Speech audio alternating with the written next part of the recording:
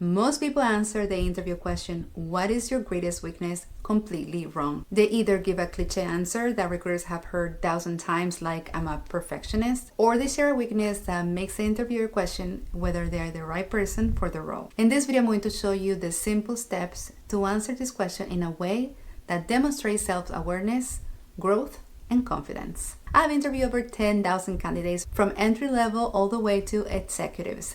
And I've seen firsthand why some answers build confidence with recruiters while others create doubt. So let's talk about what recruiters and hiring managers are really evaluating when they ask, "What is your greatest weakness?" The first thing you need to understand is that recruiters are not asking this question because they expect you to be perfect. Actually, the opposite is true. Every professional, regardless of their experience level, has areas where they can continue to grow. A candidate who says, "I don't really have any weaknesses," usually does not come across as confident. Instead, it can make the interviewer wonder, does this person lack self-awareness? Are they open to feedback? Will they recognize where they need to improve? The purpose of this question is not to find someone who has no weaknesses. That person doesn't exist. The purpose is to understand three things. First, do you have self-awareness? Do you understand your own strengths and areas where you can improve? Second, are you coachable? Are you someone who can receive feedback and make adjustments? And third, are you proactive? Do you take ownership of your growth, or do you wait for someone else to point out what needs to change? One thing I always tell my clients is that every interview question has a hidden question behind it. The words you hear are not always the real thing the interviewer is evaluating. So your job is not just to answer the question. Your job is to understand what they're really trying to learn about you. So when you hear, "What is your greatest weakness?" don't think, what answer will make me look perfect? Instead think, what is something I have recognized about myself and what have I done to improve? That's the difference between a weak answer and a strong answer. So now let's talk about the first step. Choose the right weakness. The biggest mistake candidates make is choosing the wrong weakness. Your weakness should be something real, but it should not be something that makes the interviewer question your ability to perform the essential responsibilities of the job. For example, if you're applying for a customer service position, saying, "I am not very comfortable communicating with people," is probably not the best choice. If you're applying for a leadership position, saying, "I'm not good at managing conflict," could create concerns because managing conflict is an important part of leadership. You want to choose something that shows you're human, but also shows that you're actively improving. Some examples of appropriate weaknesses could be, maybe earlier in your career you struggled with delegating because you wanted to make sure everything was done correctly. Or maybe you used to spend too much time perfecting details and then learn how to balance quality with efficiency. Maybe you were hesitant to speak up in larger meetings and worked on becoming more confident sharing your ideas. The key is that the weakness should have a growth story behind it, because the interviewer does not just want to know what your weakness is. They want to know what you did about it. Which brings me to the second step. Explain your awareness. A strong answer shows that you recognize the weakness. So this is where many candidates make a mistake. They jump directly into what they're doing to improve without explaining why this was something they needed to work on. So let me give you an example. Instead of saying, "I've been working on becoming more organized," that's too vague. A stronger answer would be, "Early in my career, I realized that when I was managing multiple priorities, I sometimes relied too much on keeping everything in my head instead of creating a structured system." Notice the difference. The second answer shows self-awareness. It tells the interviewer, "I reflected on my work style and I understand where I needed to improve." That is what creates trust. Step number 3, explain what you're doing to improve. So this is the most important part of your answer. A weakness by itself is not impressive. Growth is what makes the answer valuable. The interviewer wants to know, what actions have you taken?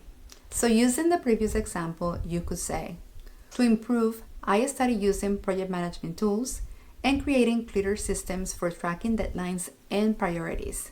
This helped me stay organized, communicate better with my team, and make sure nothing falls through the cracks.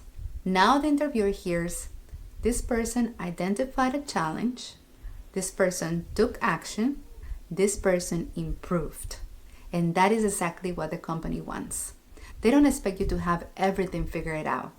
They want someone who can recognize challenges and take ownership. Step number 4, show the positive result. The final part of your answer should show how your improvement has made you better.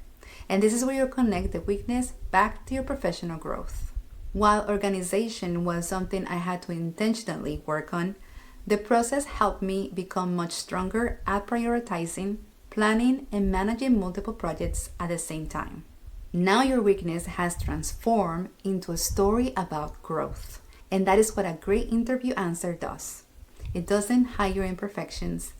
It shows maturity. So let me give you a complete example. Imagine someone interviewing for a manager position.